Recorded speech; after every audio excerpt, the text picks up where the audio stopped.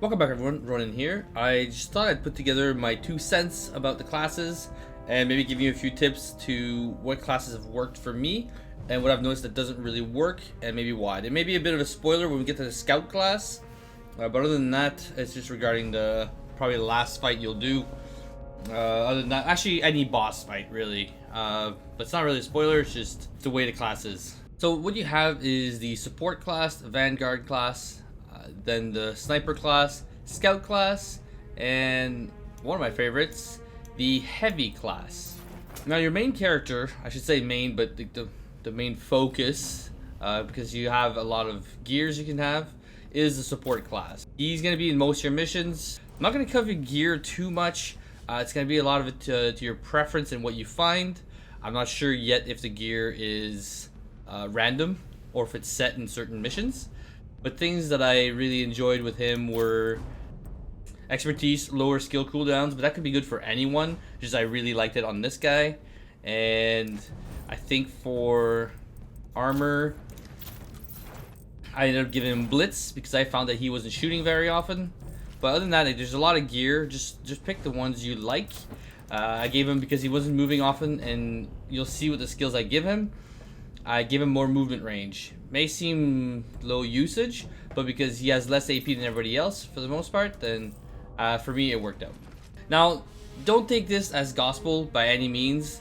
I'm just giving you my opinion on what may help you finish the game. I finished the game on experienced. I started playing on impossible, and I think that might take more time that I feel like I want to spend on it to finish it, but these tips should still carry over and help you in those difficulties. I decided to go Paragon. The main reason I really liked Paragon, not that I tried other ones very much, this was my first playthrough, was for the Empower skill, and then also the Lock and Load skill. This basically gives you more AP for the whole group. This character will sacrifice some of his AP. By using skills like Teamwork, you can gain back AP if they kill enemies. What helps is that you'll cast Empower on someone, Teamwork on the same, and then hopefully they kill off enemies, and then you'll get your AP back. Because of the gear I'm using, for this character specifically, the Empower became usable every turn for me. Now, because I don't have that much AP, I potentially could, if Teamwork does work, I can go to Strategist. This is where you end up doing your single target damage mostly. That could be useful during a boss fight if you have some AP to spare, but then again, during a boss fight, because you probably won't be killing many enemies, you won't be having AP for yourself. You'll have like your high power shots. I think this one does 50% damage bonus every 5 turns. There's a lot of potential here, and I think I would likely go for Surge in my subsequent playthroughs. It all depends on if I feel I need the healing or not. For the most part, I did not. But there are some classes that don't really heal well by themselves, so I was aiming to get Stim. But the game finished by the time I was level 6, so I did not get a chance to go any further in the tree. And if I'll be playing just the Vanguard missions, I'm not so sure I'll be needing much of the healing anyway, because as far as I know, you're not fighting any bosses. Combat Medic is your AoE heal, which I find a bit ridiculous because often enough, you won't be healing the whole group unless you really messed up. And I don't really see much else here when you already have the command healing. So healing your group by using AP that you could be using to do damage or killing, I don't find that very efficient. So then you have your single target healing. The only one I really wanted was Stim level 2, because then you can raise somebody from a down state from range, from anywhere in the map. So that would have been very useful. Oh, and then Painkiller could be useful on a higher difficulty just because the enemies hit really hard on Insane. And if anything, I found that cover was not very protective in that mode. But that by the time you get there, you'll be like level probably 4, 5. So just consider how you want to play your classes. And I would highly recommend Paragon just because you can boost other classes so much that I believe on the second boss with a heavy, I did not have to move. My character remained stationary the whole time and just shot, and we skipped the entire mechanic on experienced.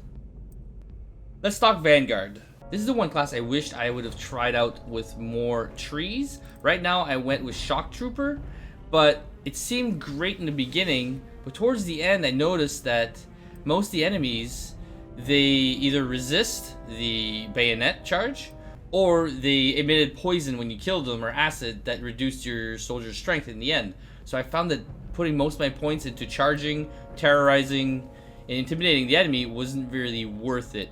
I did like having Intimidate level 2 for the bosses.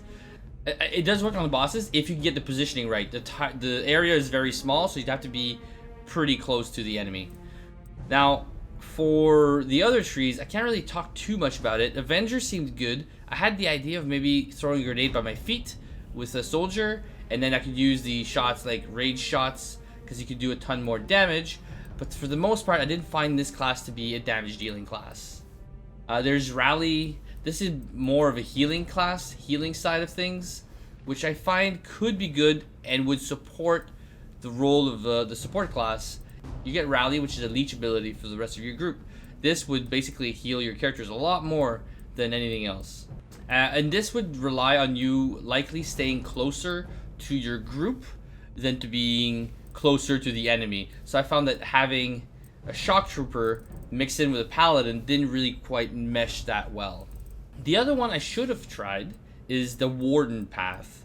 I think this will likely be your... I believe the Warden path is the best choice or better choice for the insane difficulty, just because of the damage reduction and all the other abilities. You can even res your party members from range, I believe, with one of these. Yes. Or even if he is downed on the next turn, he'll stand up instead. Which I'm not sure, because on Insane, when I went down on my character, it was instant game over. So I had to research that, but I would think that 75% damage reduction for the first hit would be really good. You could distract, let's say one of your allies is flanked, and you don't want them to take a hit. You could just move him in the middle of the open, and hopefully he'll survive by only taking 1, maybe 2 hits. But that would be a good one, especially for bosses, if you're trying to get the attention of the boss. And you're not really quite familiar with the arena yet, or the fight, this could be helpful. You also have distraction, could be very handy to be able to taunt enemies. Cole is the same thing. I don't know why they gave us Cole as a bonus character. If anything, they should have made him a heavy. Like, I don't know why they made him the exact same as Sid. That, to me, most missions, I'm like, well, I'm only going to use one, so I'm not going to use the other one. I found him kind of useless. He's the exact same as Sid, like the skills and everything. It's just not... He's not one of the main characters. I'm not really sure why they did this. Then you get Michaela at some point in the game. She's a sniper. I found for a lot of the missions that Hunter was the best one. You get more AP just because you have shots like Fast Fingers. You can reload while you kill someone. Chain Shot, if you hit, you get 2 action points. It's a free extra hit. Run and gun may be good. Depends on how you see it. It's just that you do waste a lot of AP moving if you want to maximize it. But at the same time, it's good if you want to move in and flank and then shoot someone. Stalker seemed like it was more of a debuffing sniper. Could be good if you can land those shots. I mean, Concussion Shot is a stun that you can do on the enemies. This is nice. Doesn't work on bosses. And then you get critical hit chance bonus with the other allies. So this is definitely a debuffing tree. I'm not sure how good it would be, mainly because it doesn't work on bosses. So I'm not sure I would go with this. Then you lose a lot of your high-end damage that comes with the sniper. The marksman is the high-end damage skill tree, and I mean, just here you have 100% bonus damage on the first shot if the target is full health. So you want to try maybe to mix in those 2 trees together to get more of the AP. And then marksman. The assassin also is a good one for damage. I just found that using assassin though, I was always low on AP because precision shot takes 2 AP, and then bullseye took 1. And I know you can get it to give you, if you get to this side, bullseye 2, it's now free to use, but you still have the precision shot that gives you, that costs you 2 AP to use, and by then you're only doing 1 shot, maybe a normal shot after. And sure, the damage was high, it was a high chance to hit, which is why I used just the first precision shot. I still found that Hunter was more with my playstyle. You can move, you can shoot, you have more AP to do stuff, And if you boost that character with a medic, let's say, now you have a ton of AP and you just mow down enemies. That's the way I found it was very useful. I would like to maybe put more points into increased damage, because a lot of this side for me, she had low crit chance, which then she took sometimes 2 shots to kill an enemy. Still useful, it's just I like the heavy better. If you have a sniper on your team for any of the bosses, this will definitely do a lot of damage to them, and you can be further away than everybody else, which typically this class stays back and safe, but the range is not crazy long. It's still a fair amount. What you want to do though is always have height advantage, and then you may be able to ignore cover. Scouts. Okay, this is where I mentioned a potential spoiler. During the last boss fight, you will have Michaela and Reyna. And for me, I'm not sure if it's 100% that way, your team gets split into 2, which then you have one side that has a sniper, one side that has a scout. I found the side with the sniper was able to deal with the boss a lot better, while the other side didn't really do much and just sat waiting, because you just killed the enemies and you had to wait for the boss to come back to your side to kill it. Problem with this, I did not want to bring either a sniper or a scout, but I'm glad I had the sniper for the boss fight. You might not want to go demolition expert if you're going to be forced to do the boss fight. You won't be able to use the grenades on the boss. You'll be able to use them on the ads, which is great because you can take down the ads a lot easier, and you can even close down E-holes with a proximity mine from ranged. Amazing.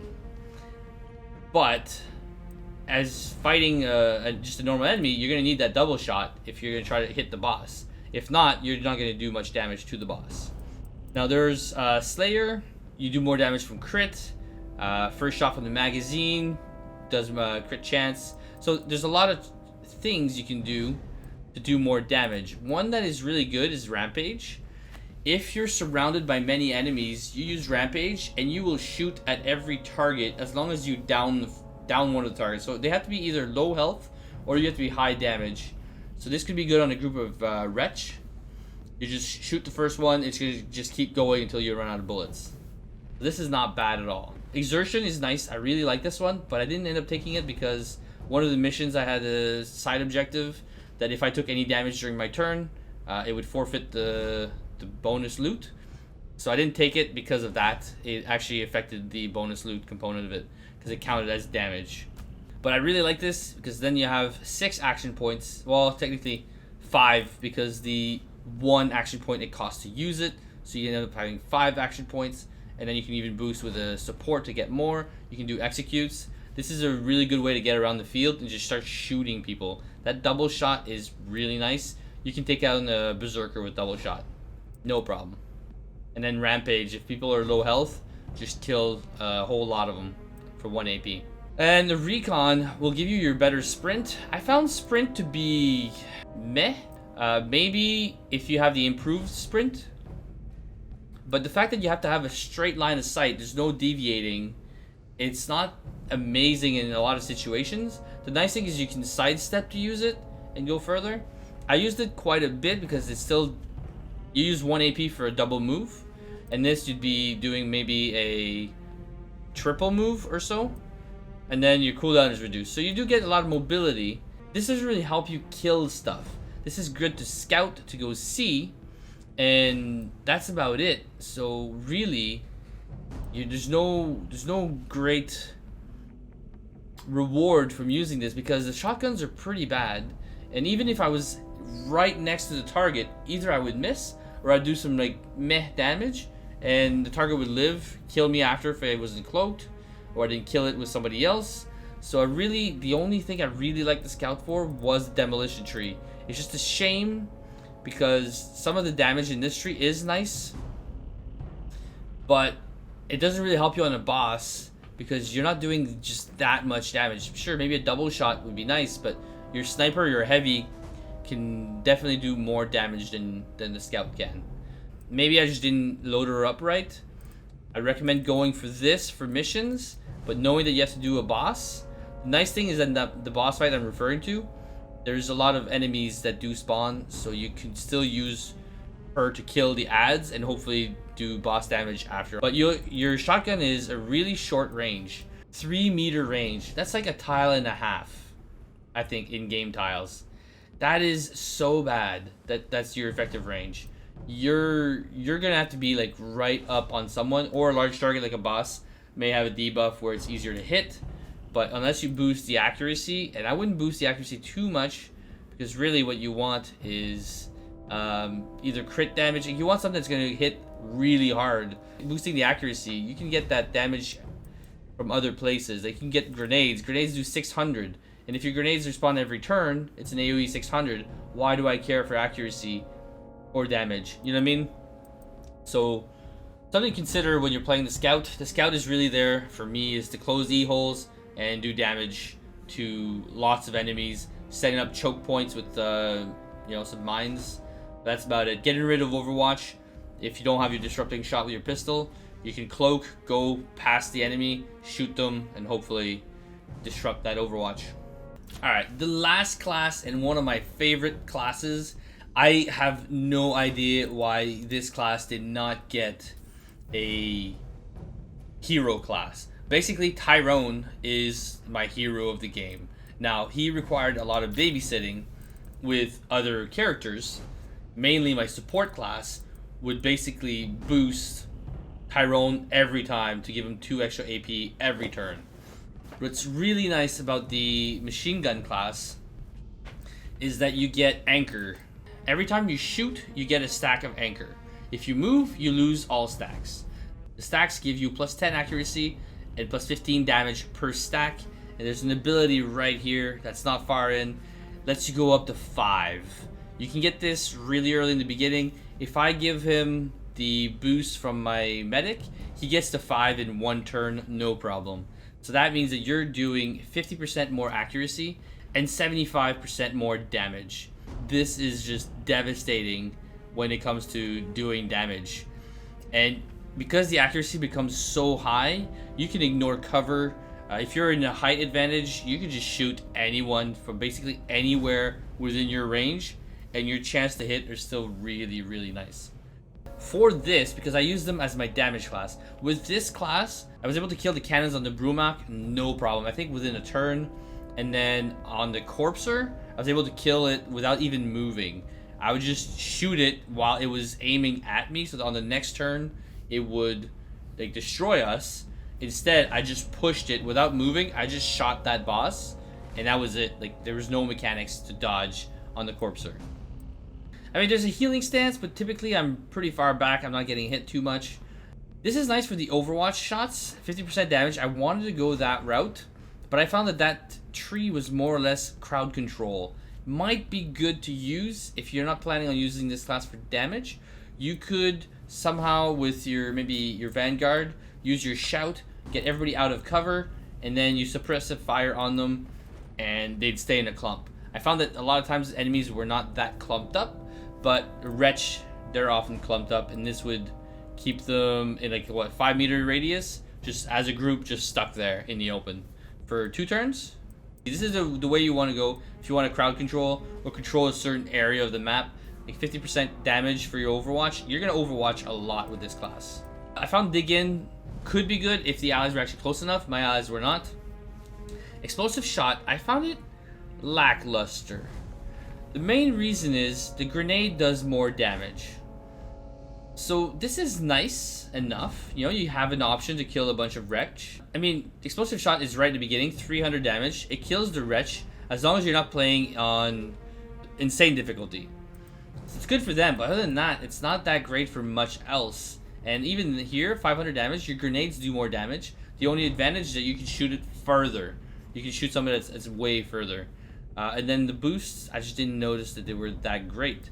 One thing that's nice is if you use the redeploy, which is what allows you to move without losing your stacks of anchor, you still can throw a grenade, which is really handy. Another thing that's nice is your stacks for anchor, they also count towards your pistol. So if you run out of ammo and you feel, oh shit, I don't want to reload, or you want to hit an enemy that's even further, your pistol is actually more accurate than the machine gun.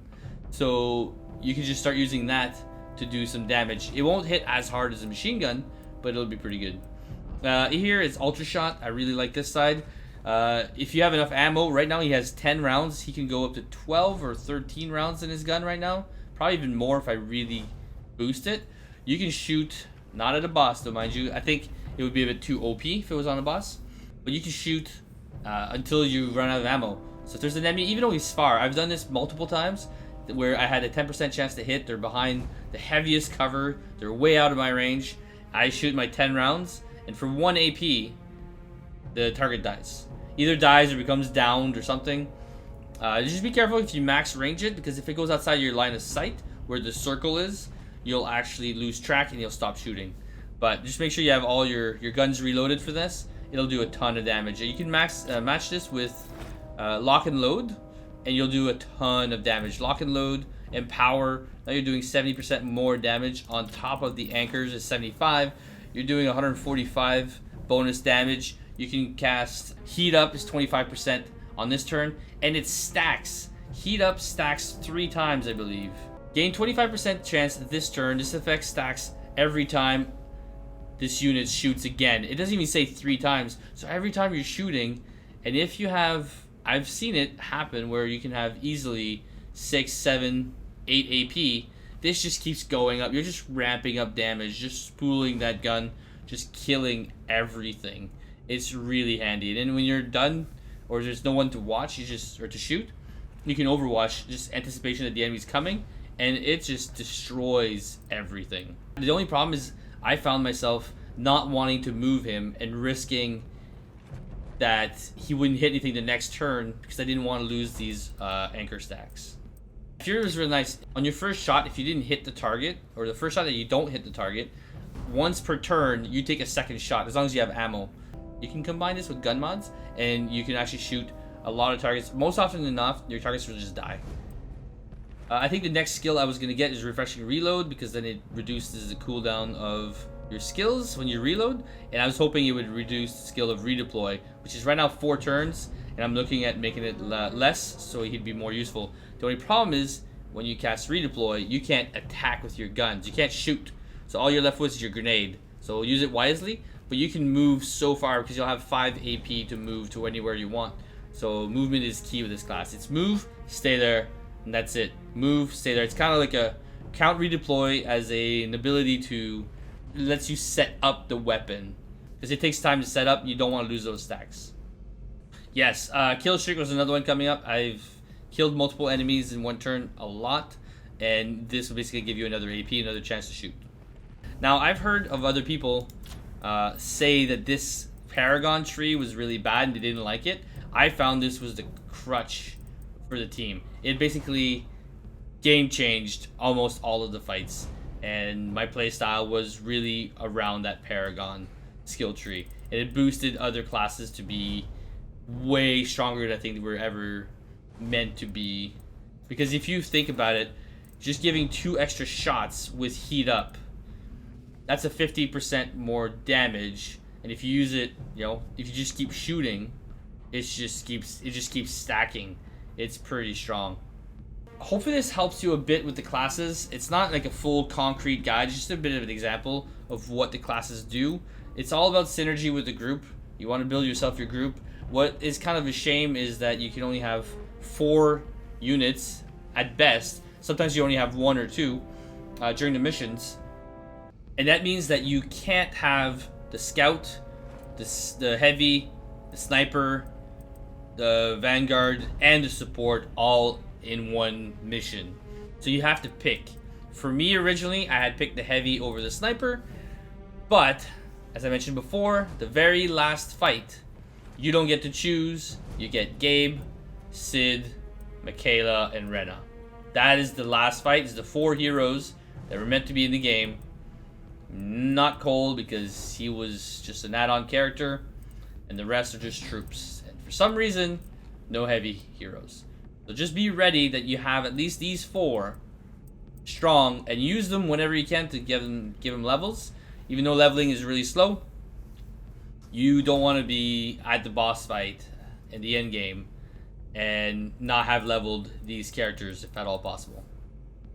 Thank you all for watching. Don't forget to like, share, and subscribe. Let me know what you think The beauty of this game, though, at least for this part, is that you can reset your skills.